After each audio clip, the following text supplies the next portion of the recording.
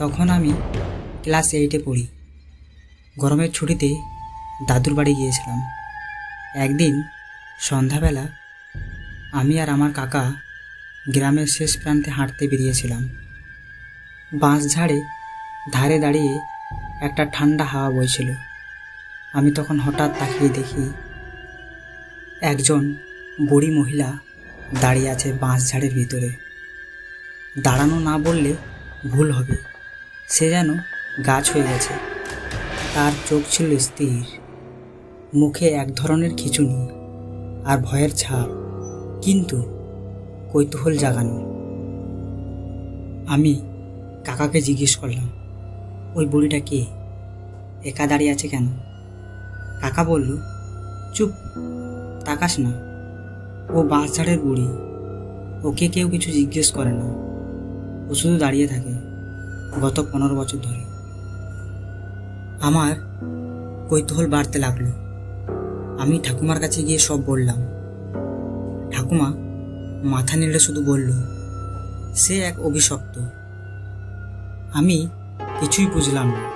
তারপর একদিন রাত 12টা নাগাদ শখ করে আমি বাঁশঝাড়ের কাছে গেলাম একা।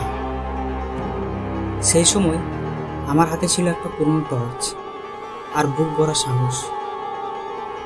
টর্চে আলোয় আমি দেখলাম বুড়িটা ঠিক আগের মতো দাঁড়িয়ে আছে, কিন্তু এবার তার মুখটা আমার দিকে ঘোরানো।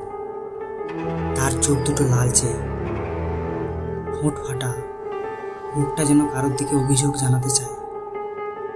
আমি শুধু বললাম, আপনি এখানেই থাকেন? সে উত্তর দিল না, কিন্তু তার ঠোঁট একটু নড়লেও আমি একটা মেয়ের গলা শুনলাম, ও চলে আসবে। আমি পিছনে তাকালাম, কেউ নেই। ফিরে তাকিয়ে দেখি বুড়ি নেই। দৌড়ে আমি বাড়ি ফিরলাম। জ্বর এলো, 3 দিন ঘুমিয়ে কাটালাম। এরপর ঠাকুমা আমাকে ডেকে একটা সত্যি কথা বলল। সে বলল, এই গ্রামে এক বউ ছিল, নাম ছিল ভোলামারের স্ত্রী চম্পা।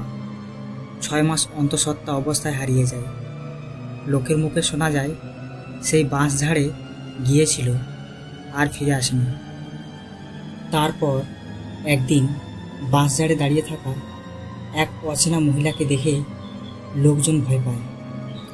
সেই থেকে সে দাঁড়িয়ে আছে। কে জানে তার আত্মা এখনো অপেক্ষায় আছে তার হারিয়ে যাওয়া সন্তানের জন্য। আমি গ্রাম ছাড়ার দিন একবার শেষবারের মতো বাঁশঝাড়ের ধারে যাই। দেখি সেই বুড়ি এবার মাটিতে বসে আছে। আমি সাহস করে জিজ্ঞেস করি, আপনি কি কাউকে খুঁজছেন? সে শুধু মাথা ঘোরায়, আমার দিকে তাকিয়ে মুখে একটু করে হাসি এনে বলে, সে চলে আসবে, এবার ঠিকই আসবে। তারপর হঠাৎ সে মিলিয়ে গেল চোখের সামনে। সেই বছর একটা অদ্ভুত খবর ছড়িয়ে পড়ে গ্রামে। বাঁশঝাড়ে ভিতরে একটা মৃত নবজাতকের দেহ পাওয়া গেছে। তারপর থেকে কেউ আর বুড়িকে দেখিনি। আজও আমি মাঝে মাঝে ঘুম ভেঙে রাত 3টায় একটা কথা শুনি, সে চলে আসবে।